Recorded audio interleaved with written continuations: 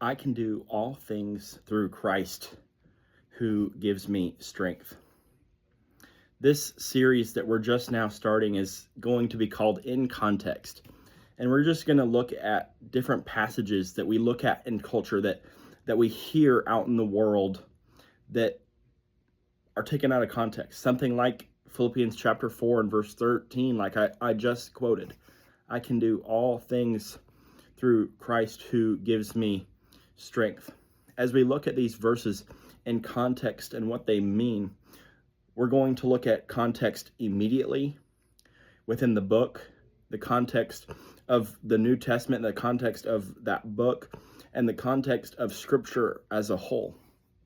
So when you look at a passage like Philippians chapter 4 and verse 13, a popular verse within the sports world, with athletes that say, I can do all things through Christ who gives me strength, who give credit to God, which is a good thing for their ability, for their skill in a particular sport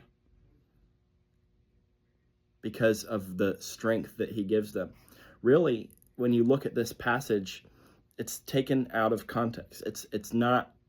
That's not what it means. It doesn't mean that God has given me this great ability and that's why I'm able to do what I do. That's why I'm the great athlete that I am. Rather, as Paul is writing to the church at Philippi, he is giving them a report of how he's doing, of his ministry, of what life in prison is like. And there, right before he says, I can do all things through Christ who gives me strength, he talks about how he has found the key to confidence and to contentment. And that is Christ. Christ is the strengthener. Christ is who gives Paul contentment and rich and in plenty, in having nothing and losing it all.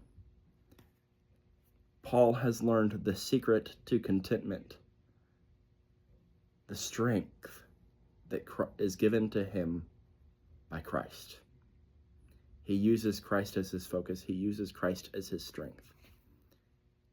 And he uses Christ to get through all the hard times. That is the verse in context.